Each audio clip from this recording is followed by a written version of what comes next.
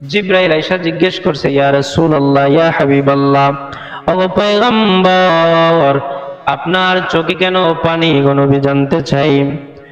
আল্লাহর পয়গম্বর কোনো কথা বলেন না। জিবরিল আবার প্রশ্ন করে, ইয়া রাসূলুল্লাহ, আপনার চোখে কেন পানি? আল্লাহ কিন্তু বরদাস্ত করবে না। আল্লাহ জানতে চান, নবী আপনার চোখে কেন পানি?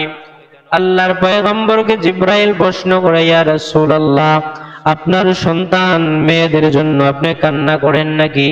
নবীজি মাথা নাড়ায়া বলেন, না রে জিবরাইল, না, আমার মেয়ের জন্য কান্না করি না। ইয়া রাসূলুল্লাহ, তাহলে কি আপনার কলিজার টুকরা নাতি হাসান হুসাইনের জন্য কান্না করেন? নবী মরণের সময়, চলে যাওয়ার সময়ও মাথা নাড়ায় বলে, না রে জিবরাইল, আমি তাদের জন্য কান্না করি না। আমি কান্না করি, আমার কান্নার কারণ হলো আমি তো চলে যাব, কিন্তু আমার আনেওয়ালা হাজার কোটি কোটি উম্মত দুনিয়ার মধ্যে আসবে, তাদের অবস্থা কি হবে? তাদের খায় খবর কেমনে, কি নিব আমি?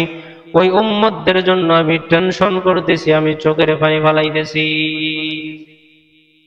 জিবরাইল আলাইহিস সালাতু ওয়াস সালাম আল্লাহর কাছে পয়গম্বরের কান্নার কারণ উপস্থাপন করলেন। আল্লাহ জানায় দেয়, যা রে জিবরাইল যা, আমার পয়গম্বর দুনিয়ার মধ্যে 63টা বছর কান্না করছে শুধু উম্মতের জন্য। আজকে আমার নবী আমি আল্লাহ তাআলার সাথে দেখা করবে, আমি আল্লাহর সঙ্গে সাক্ষাৎ করবে। আজকেও আমার বন্ধুর চোখে আমি আর পানি দেখতে চাই না। আমার বন্ধু মুহাম্মদুর রাসূলুল্লাহকে তুমি জানায়া দাও, আল্লাহ তাআলা স্বয়ং তার উম্মতের দায়িত্ব নিয়েছে। হাসরের ময়দানে পয়গম্বর আপনি আমার জন্য কান্না করবেন। একটা হাদিস শরীফের মধ্যে আসছে, হাসরের ময়দান যখন কায়েম হয়ে যাবে, মানুষেরা দৌড়াদৌড়ি করবে, বিচারের কার্যক্রম যখন শুরু হবে, মিজানের পাল্লায় পয়গম্বর আদম নবী আলাইহিস সালাতু ওয়াস সালাম দাঁড়িয়ে থাকবেন। আল্লাহ তাআলা বাবা আদমকে মিজানের পাল্লার সামনে দাঁড় করায়া দিবেন। মিজানের পাল্লার সামনে দাঁড়ায়া দাঁড়ায়া পয়গম্বর আদম নবী আলাইহিস সালাতু ওয়াস সালাম উম্মতদের আমলনামা ওজন করে ফেরেশতারা ওইটা দেখবেন, ওইটা পরীক্ষা করবেন, তিনি তদারকি করবেন। হঠাৎ করে পয়গম্বর আদম ডাক দিলেন, ইয়া মুহাম্মদ, ও মুহাম্মদ, তাকাও, মিজানের পাল্লার দিকে তাকাও।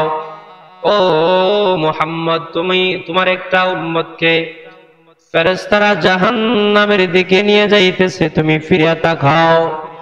মায়ার নবীজি পাগলের মতন ছোটাছুটি করবেন, সঙ্গে সঙ্গে উম্মতের দিকে দৌড়াইতে আরম্ভ করবেন। মায়ার নবীজি নিজে হাদিসের মধ্যে বলেন, ওই সময় আমি চিৎকার মারবো, ইয়া উম্মতি, ইয়া উম্মতি বলে চিৎকার দিব, আর ওই উম্মতের পিছে ছুটবো। শেষ পর্যন্ত জাহান্নামের কিনারে ওই ফেরেশতারা নিয়ে যাবে, জাহান্নামে ধাক্কা দিয়ে ফেলে দিবে। ওই সময় আমি একবারে নৈরাশ হইয়া আবার থমকে দাঁড়াইবো, আল্লাহর আরশের দিকে তাকায় আল্লাহকে বলবো, দয়ার মালিক আল্লাহ, আপনি না বলছেন আমি ওই দুনিয়া থেকে বিদায় নেওয়ার সময় আমার উম্মতের দায়িত্ব আপনি নেবেন, আপনি আমাকে নৈরাশ করবেন না। আল্লাহ আমার উম্মতের খবর নেওয়ার জন্য কিয়ামতের ময়দানে আমি আমার উম্মতের পিছু লইলাম।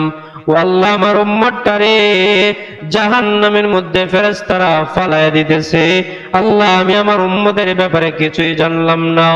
আল্লাহ তাআলা সঙ্গে সঙ্গে আরশ থেকে আওয়াজ আসবে, হে ফেরেশতারা দাঁড়াও, মুহাম্মদুর রাসূলুল্লাহর উম্মতটারে আর জাহান্নামে ফালায়ও না।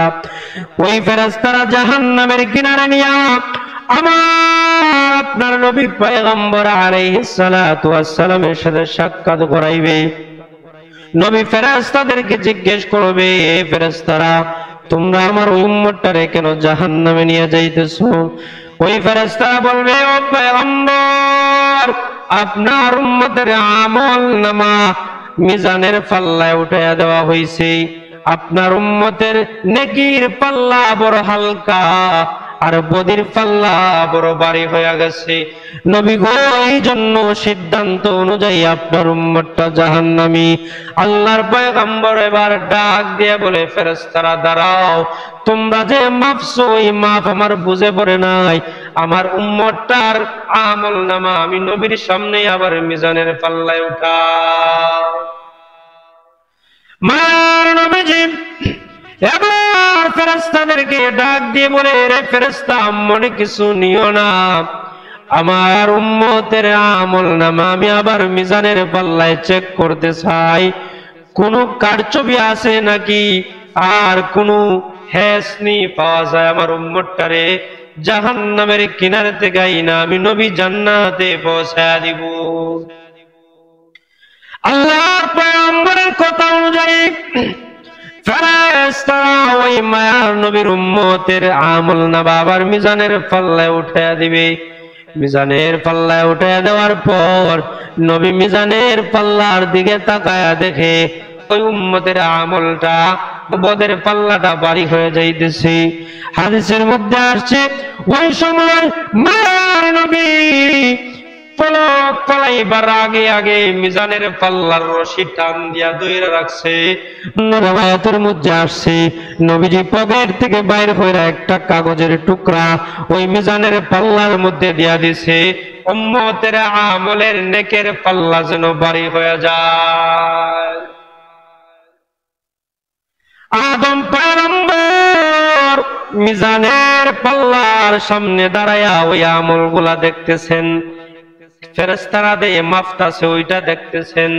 মায়ার নবীজি মিজানের পাল্লার মধ্যে ধইরা রাখছেন, বলছেন, রে ফেরেশতারা শুনো, আমার ওই উম্মত দুনিয়ার মধ্যে বাহ্যিক যে আমল করছে, বাহিরে যে আমল করছে, যে আমল অঙ্গ প্রত্যঙ্গ দিয়া করছে, ওইগুলা শুধু ওই কিরামান খাতিমিন ফেরেশতা দেখছে আর লেখছে, কিন্তু আমার ওই উম্মত একটা সুন্নতকে এমন ভাবে আঁকড়ে ধরছে, আমার ওই উম্মত একটা সুন্নতকে এত বেশি ভালোবাসছে, হৃদয়ে ধারণ করছে, ওই তার হৃদয় তার কলব আর আমি নবী মদিনাতুল মুনাওয়ারার রওজার সাথে শুধু কালেকশন ছিল রে ফেরেশতা, তোমরা তা জানো না। আল্লাহর কাছে ওই ফেরেশতারা জানায় দে, মালিক তোমার ওই বান্দার জাহান্নামের সিদ্ধান্ত হওয়ার পর আপনার নবী যুক্তি দাঁড় করায়া আপনার ওই উম্মতটারে, আপনার ওই বান্দাটারে জান্নাতে নিয়ে যাইতেছে। আল্লাহ মুস্কি হাসে আর ফেরেশতাদেরকে বলে, রে ফেরেশতা, বাধা দিস না, আমার নবীর সাথে আমি দুনিয়ার মধ্যে ওয়াদা করেছিলাম, আমার নবী নারাজ হয় এমন কোন কাজ, এমন কোন সিদ্ধান্ত আমি আল্লাহ নিব না।